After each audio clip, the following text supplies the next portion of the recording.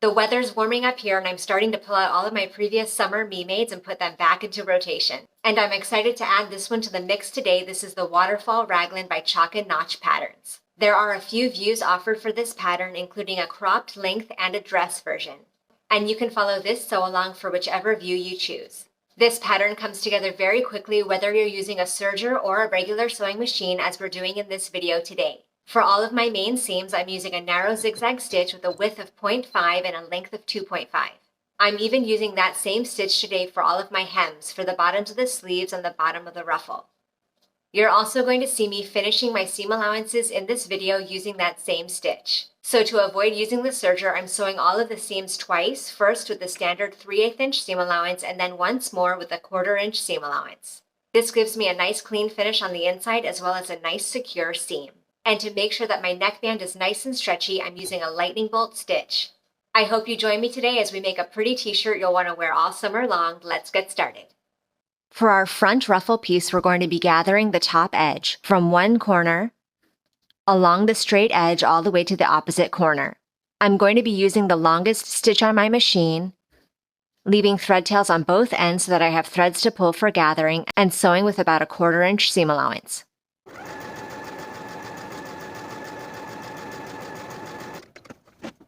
Now I want to pull my basting stitches so that the ruffle fits the bottom of the front bodice piece. Then we can place the ruffle right sides together with the bottom of the bodice, matching the notches and pinning in place.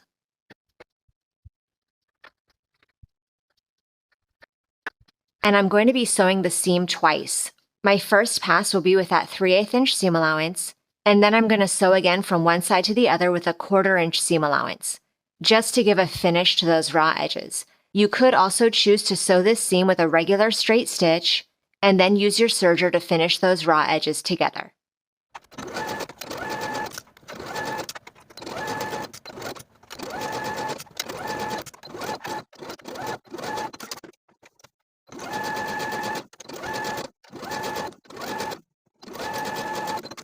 Follow the exact same steps to gather the top edge of your back ruffle piece and attach and sew it to the bottom edge of your back bodice piece. Now I'm going to start attaching one of the sleeves to the back bodice piece. Match the double notches on your sleeve with the double notches on the back bodice and pin in place. Repeat to attach the remaining sleeve to the other side of the back bodice. Then we can sew both seams with a 3/8 inch seam allowance and finish in your preferred method. I'm choosing to sew each seam twice, first at 3/8, then again at a 1/4 inch, just as I did to finish the ruffle seams.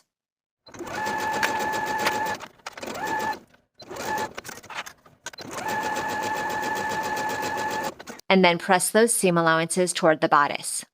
Then we can attach the loose end of both sleeves to the front bodice, placing the sleeves and the bodice right sides together and pinning in place.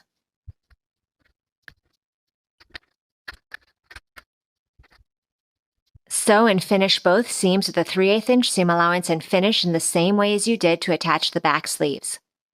And then you can press those seam allowances toward the bodice as well. Then we can prep the hem allowances for both sleeves. Take the bottoms of your sleeves to your ironing board and fold them to the wrong side by 3/4 inch and give them a press. Once you've created a pressed crease for both sleeves, you can unfold that hem for now. Then we'll place the front and back bodice pieces and their sleeves right sides together and pin from the bottom of the sleeve to the bottom of the garment. And repeat for both side seams. Then we'll sew the underarm seams and the side seams in one stretch from the bottom of the sleeve to the bottom of the ruffle with a 3/8 inch seam allowance, and then finish both of those side seams in your preferred method.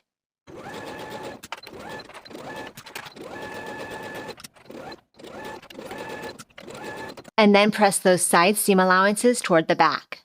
Then for the bottoms of the sleeves, you can refold that pressed crease to the wrong side.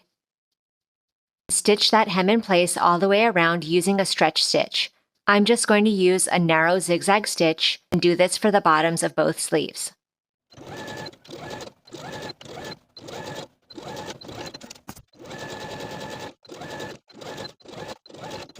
Fold your neckband in half, right sides together, matching the short ends. Sew the short end with a 3/8 inch seam allowance and press the seam open. Then we'll fold the neckband again lengthwise, this time wrong sides together, and give that a press. For attaching the neckband to the neckline, this pattern does include notches along the neckband and the neckline, which represent our quarter points. Match all of those notches and pin in place. Now we can sew the neckband to the neckline, stretching that neckband slightly to fit the neckline as you go, but being sure not to stretch the bodice neckline itself. I'm going to be using a lightning bolt stitch.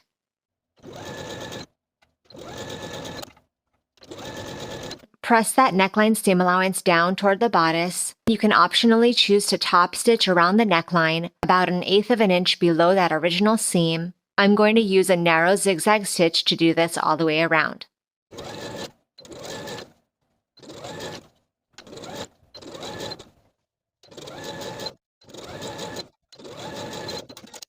I've gone ahead and pressed up the bottom hem of the ruffle to the wrong side by 3/4 inch. I'm going to sew close to that raw edge all the way around using the same stitch I used to hem the bottom of the sleeves earlier.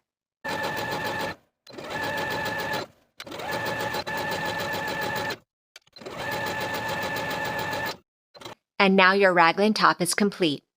Thank you for watching this sew along. Make sure you're subscribed to the channel so you get notified when a new full-length sewing tutorial comes out. And I'll see you in the next video.